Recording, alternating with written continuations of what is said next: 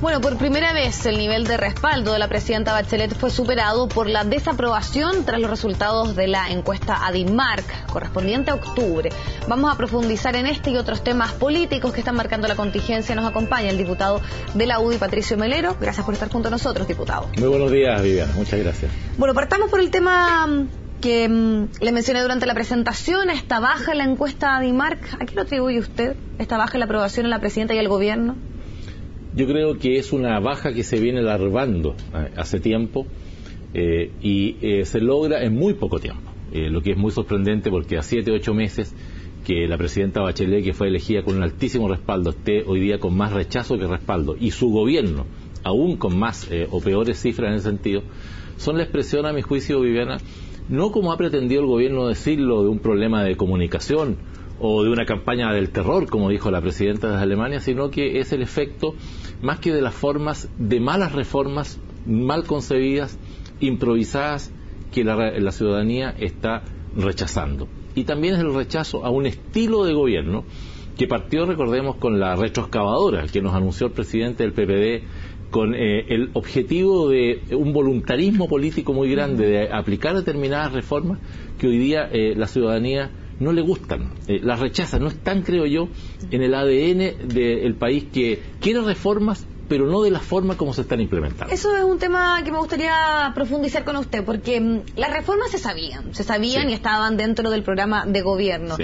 Entonces, cuando se dice que finalmente este es un rechazo más bien particularmente a las reformas que está impulsando el gobierno, a estos cambios, que la ciudadanía no estaría tan de acuerdo con ellos, podría ser un poco contradictorio porque se sabía de antes que finalmente estaba en el programa de gobierno una reforma educacional, una reforma, por ejemplo, de la Constitución, una reforma tributaria. Entonces, ¿por qué estas cifras de poca aprobación o de rechazo aumentan? ¿Tiene una relación directamente con eso?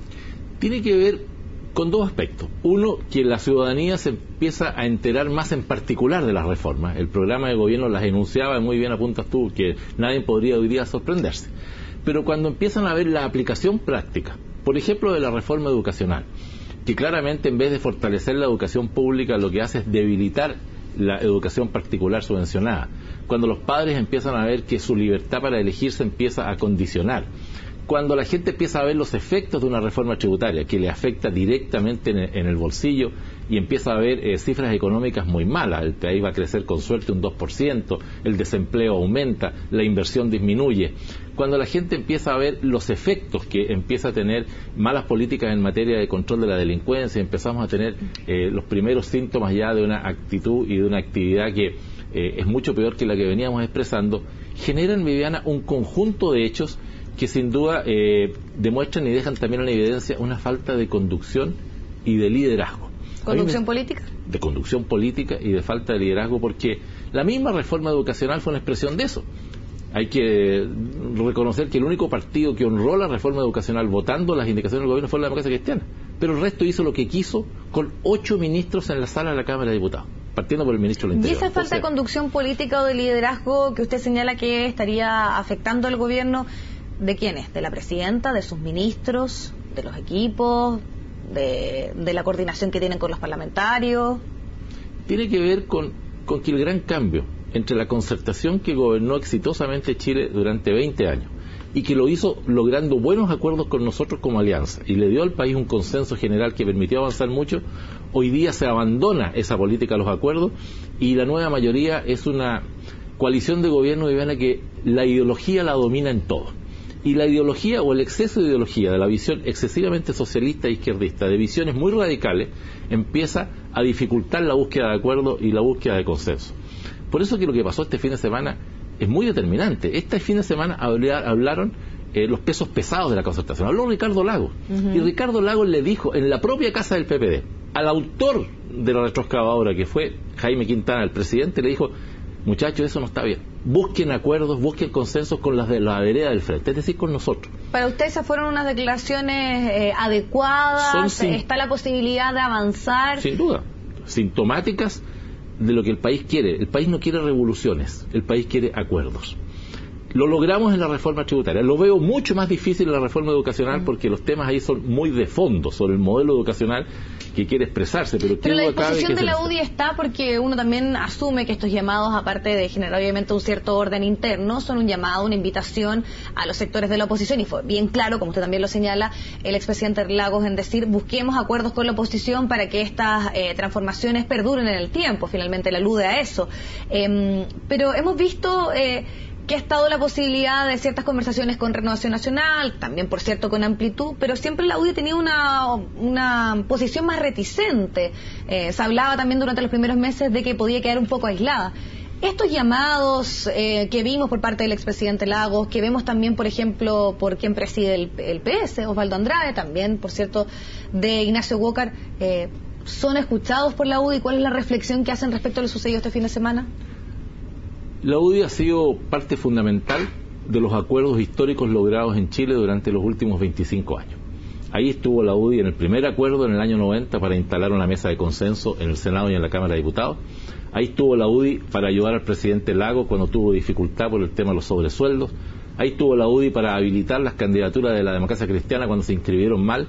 Y ahí estuvimos también en la reforma tributaria, porque considerábamos que el proyecto original era muy malo, afectaba mucho a la clase media y a la pequeña y mediana empresa, y contribuimos con nuestro aporte a morigerar, a hacer una reforma menos mala. De manera tal de que nadie podría, Viviana, decir que la UDI no está dispuesta a buscar los acuerdos. Pero creemos que también eso implica que la presidenta Bachelet tiene hoy día una enorme disyuntiva hacia adelante.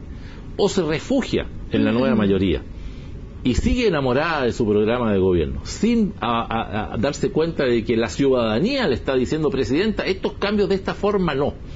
Las reformas sí, pero no de esta forma. Y ella se abre. Hoy día es muy elocuente, invito a leer la entrevista del ex ministro Pérez Lloma, en la tercera, que dice que el tema del Ministerio de Educación y el ministro de Educación no da para más. O ella se abre, o se refugia en su nueva mayoría por sí sola, o busca los consensos amplios. Y eso implica, a nosotros siempre nos va a encontrar, Viviana. ¿Y de qué depende en este momento que la UDI, por ejemplo, pueda tener un acercamiento en temas que se están debatiendo? Por ejemplo, la reforma educacional y, por otro lado, también la reforma al sistema político, que es uno de los temas donde sí se ha tenido conversaciones bien puntuales, por ejemplo, con RN, sus aliados. En materia de reforma educacional, o hay un cambio sustancial en el eje o no va a haber acuerdo. Y cuando digo un cambio sustancial en el eje, es que tenemos que ir a fortalecer la educación pública antes que debilitar la educación privada. Hay que darle un nuevo rumbo. Hay que poner el eje en la carrera docente, en la formación de buenos profesores, en las remuneraciones de los profesores. Hay que tomar más en cuenta la opinión de los apoderados. Hay que generar una sociedad docente más que un Estado docente. Desgraciadamente no veo que haya disposición en la nueva mayoría a esos cambios, y por eso que su reforma educacional está fracasando y está tan controvertida. Pero obviamente, si volvemos al eje original, que es fortalecer la educación pública, obviamente que podemos entrar a conversar sobre la reforma educacional. Sobre materia de sistema binominal y reforma electoral, Viviana, nosotros hemos tenido una sola posición. La UDI es partidaria de terminar con el sistema binominal, pero no creemos que para ello sea necesario aumentar en 47 parlamentarios más, o como incluso se está insinuando hoy día, aumentar en 51 parlamentarios más. Creemos que se puede avanzar en un sistema proporcional, tal como lo hizo el presidente Piñera, que mandó el proyecto de ley en una reforma proporcional que no implique un aumento tan fuerte de número de parlamentarios. Diputado, para cerrar un poco el tema que tiene que ver con la evaluación que hacen de la gestión del gobierno, se ha hablado de cambios de gabinete, muchos dicen que se quedan un poco en el ámbito de los rumores, pero también usted hacía alusión a las declaraciones que entregó el exministro Pérez Lloma señalando que era necesario un cambio, particularmente en el Ministerio de Educación. Sí. ¿Es necesario un cambio de gabinete? ¿Pasa por ahí la situación que se está viendo en nuestro país? Yo sinceramente creo que un cambio de gabinete a estas alturas no soluciona el problema si no hay un cambio radical en las prioridades y en la forma como las reformas se están planteando. Si vamos a poner nuevos ministros para seguir haciendo más de lo mismo, no tiene sentido un cambio de gabinete.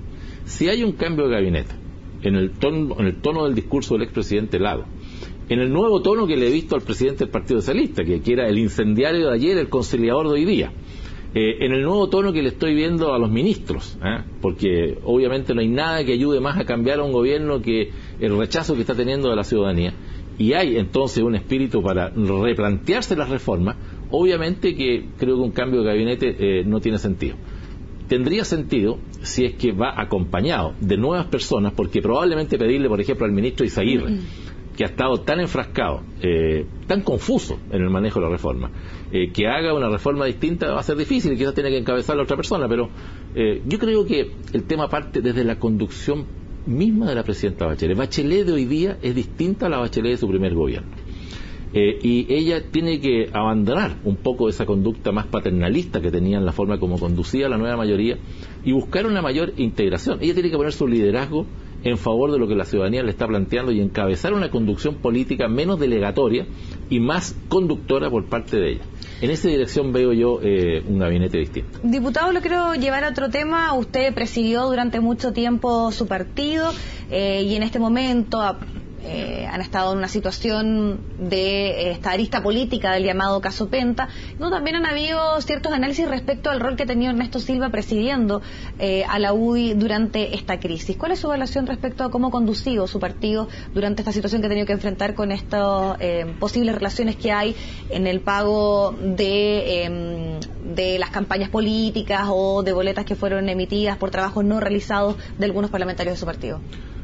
Mire, la primera pregunta, creo que la nueva directiva ha honrado lo que los más antiguos pensamos, que la renovación de las figuras políticas de la UDI era necesaria, y creo que la actual directiva de la UDI ha honrado ello y ha imprimido un estilo y una forma que yo al menos la considero satisfactoria. Es todavía prematuro evaluarla, probablemente cuando les toquen los desafíos electorales es cuando las directivas se nos evalúa mejor o peor, pero no tengo ningún reclamo, por el contrario, tengo reconocimiento. ¿Usted respalda entonces a la forma en que Ernesto Silva condució a la UDI por este tiempo? Totalmente, lo respaldo y creo que le ha tocado un momento difícil, como le toca en general a todos los presidentes de partido. Esto de ser presidente de partido, Viviana, yo decía, es lo más parecido a una moledora de carne, digamos, porque siempre todo tiene complejidades. Y él le ha tocado complejidades propias de procesos judiciales y de situaciones que están afectando a algunos militantes de la UDI, y en esta materia la UDI no va a tener ningún doble estándar. Va a dejar que los tribunales actúen, vamos a esperar las definiciones que ellos adoptan. No nos gustan las filtraciones, nos hemos ido enterando por la prensa más que por las acciones propias de la Fiscalía, y vamos a enfrentar esto como se tiene que enfrentar, digamos, con pleno apego a la legalidad y a las resoluciones que los tribunales adoptan. Ahora, su partido sí ha defendido bastante a los parlamentarios que han aparecido mencionados en esta arista política del caso Penta.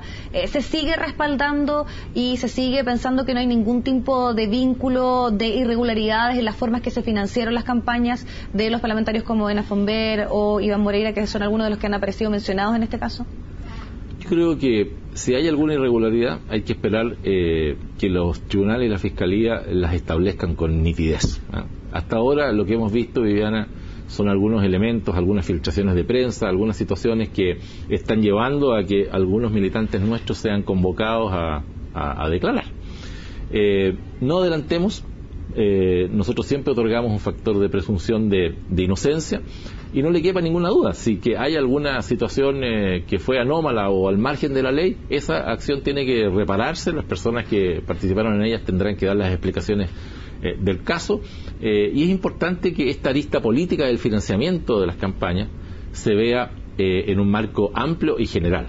Las dificultades no están solamente eventualmente en la UDI, las hay también en otros personeros de la vida política, y es importante que no se pretenda, a propósito de este caso, sacarle punta al lápiz en un sector y olvidar el resto. Yo creo que la visión, si vamos a investigar, y eso me gusta el sentido de las comisiones investigadoras de la Cámara de Diputados, tienen que ser de todo, desde el financiamiento de las campañas presidenciales, senatoriales y todo lo que involucra el financiamiento de la política en general. Bueno, y a partir de este caso se ha hablado muchísimo del financiamiento de las campañas, hay un proyecto que el Ejecutivo está también promoviendo, y uno de los temas en los cuales también hemos visto un cierto consenso es en terminar con los aportes reservados. A su parecer, ¿es o no una buena medida? Porque hemos visto que la UDI sí sigue defendiendo que exista esta posibilidad de los aportes reservados.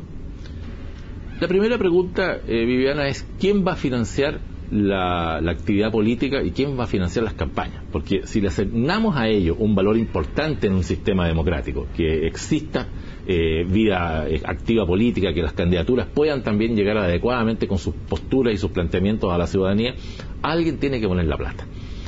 No me gusta que nos vayamos al otro lado, digamos, la pone enteramente el Estado. Creo que tiene que llegarse a un acuerdo compartido. ¿Y no sería más justo? Sería más justo, sin duda. Ya se dio un paso gigantesco hace 9 años atrás, Cuando se terminó con los sistemas totalmente desregulados, avanzamos, establecimos límites, establecimos financiamiento, en fin, no voy a recordar la ley actual, fue un paso muy importante.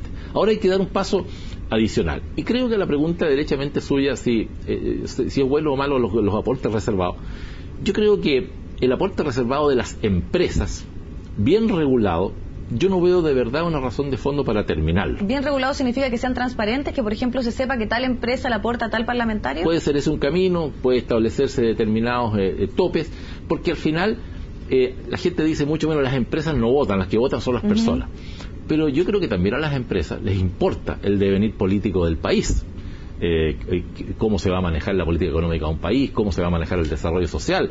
Pero los cuestionamientos tal vez pasan también por los posibles intereses que puedan tener cuando justamente hay materias en las cuales se involucra o tienen directa relación en intereses que tienen esas empresas. Bueno, entonces, ¿qué pasa con ese parlamentario? Una opción es lo que usted dice, que es transparentar y decir efectivamente me financia tal o cual empresa, y la otra es de frente que no haya. Usted puede todavía dificultar más que el aporte reservado a una empresa el beneficiado del aporte no tenga forma de saber quién se lo hizo. Usted puede, por ejemplo, he visto algunas ideas interesantes de generar un fondo al cual la empresa aporta y eso se redistribuye sin que el beneficiario lo sepa. Usted puede buscar en otros países, son muchos, se ha dicho. Puede cumplir efectivamente con eso, porque para muchos dicen que los llamados de teléfono, las amistades, las relaciones, alguien le podría decir. De verdad, mi experiencia, mi evidencia empírica. ¿Usted, por ejemplo, nunca ha sabido quién ha aportado en sus campañas empresas? En general, uno sabe un porcentaje y otro no. Pero algo se sabe. Sí, está reconociendo que finalmente el aporte reservado no es tan reservado. Viviana, pero el punto está en si el que usted sepa además se traduce en una acción de influencia sobre usted. Creo yo que eso es lo que hay que tratar de evitar. En Chile afortunadamente no ha ocurrido. Son muchos los países, Estados Unidos, buena parte de los países europeos, democracias muy sólidas en el mundo, tienen aportes reservados de empresas. Porque, déjeme decirle por otro lado, en Chile el donante particular no tiene cultura de ayudar. Pero yo creo que con todo se puede avanzar en un mayor aporte del Estado, que de garantía. Ojo, también hay que regular la influencia del Estado. Vamos poniendo frenos a las inauguraciones en los días previos a las elecciones, vamos poniendo freno a la entrega de bonos ante una elección, vamos poniendo freno a los cortes de cinta, porque los gobiernos, el Estado administrado y la concertación ha dado muchas pruebas de eso, de cómo utiliza los recursos de todos los chilenos con fines propagandísticos en las campañas. Pero también hay que regular la acción del Estado, hay que regular la acción de los privados y hay que fortalecer la donación particular. Por lo tanto, está la disposición a cambios, porque claro, usted me dice los aportes reservados, una persona puede saber, pero el tema es que la ciudadanía muchas veces no sabe qué empresa le aportó, independiente que el diputado o el senador pueda saber que efectivamente esa empresa... Yo creo que hay pie para avanzar en una reforma al sistema electoral. La pregunta es quién financia la democracia, porque también hay mucha gente, yo veía el otro día en la entrevista, perdón que la cite de Radio Cooperativa, y el 82% de los chilenos se oponía a que se destinara plata del Estado al financiamiento de los partidos y de la actividad política. Entonces tenemos que blanquear esto, transparentarlo. El Estado tiene que ponerse porque la democracia tiene un costo y hay que financiarla. Los privados tienen que ponerse porque obviamente tienen derecho a hacerlo. Y tiene que haber también una regulación de cómo el Estado actúa en tiempos de campaña. Diputado, le queremos agradecer su tiempo acá con CNN Chile. Muchas gracias. Vamos a la pausa, ya volvemos.